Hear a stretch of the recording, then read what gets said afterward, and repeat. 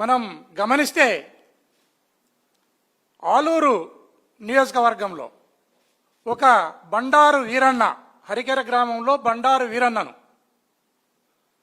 దారుణాతి దారుణంగా ఈ కూటమి ప్రభుత్వం హత్య చేసింది. కుర్వ కులానికి సంబంధించిన వ్యక్తి కేవలం ఫీల్డ్ అసిస్టెంట్ ఉద్యోగానికి రాజీనామా చేయాలి, మా గవర్నమెంట్ వచ్చింది నువ్వు రాజీనామా చేయాలి అంటే ఒక 10 రోజుల తర్వాత రాజీనామా చేస్తానంటే దాన్ని కూడా వినకుండా దారుణాతి దారుణంగా బండారు వీరన్నను, కుర్వ కులానికి చెందిన బండారు వీరన్నను దారుణాతి దారుణంగా హత్య చేయడం జరిగింది.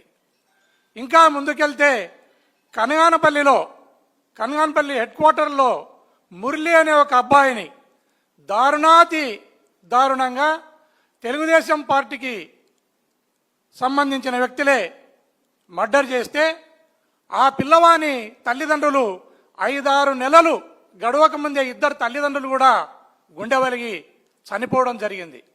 ఇంత దారుణాలకు ఒడిగడుతూ ఈరోజు మళ్ళీ లోకేష్ బాబు భక్త కనకదాసుకు దండ వేయడం అనేది చాలా హాస్యాస్పదంగా ఉంది.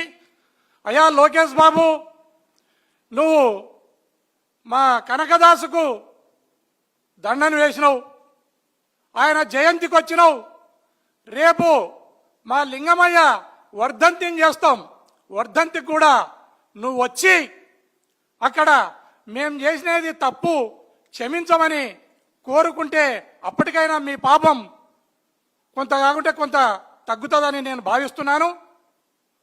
మీరు మర్డర్లను మీరే చేస్తున్నారు, మానభంగాలను మీరే చేస్తున్నారు, మళ్ళా ఓదార్చడానికి కూడా మీరే వస్తున్నారు. ఇలాంటి కార్యక్రమాలకు మీరు పులి స్టాప్ పెట్టాలి.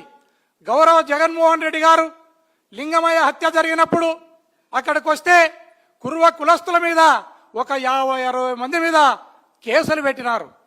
మీరు లింగమయ్య ఆత్మకు శాంతి కలగాలంటే ఆ 50-60 మంది కురువల మీద ఎవరి మీదైతే కేసులను పెట్టినారో ఆ కేసులను మీరు విత్డ్రా చేసుకుంటే లేదా ఆ కేసులను మాఫీ చేస్తే లింగమయ్య ఆత్మకు శాంతి అయినా కలుగుతుంది. దయచేసి మీరిప్పుడు కాలు కింద వేసి నలుస్తా ఉన్నారు.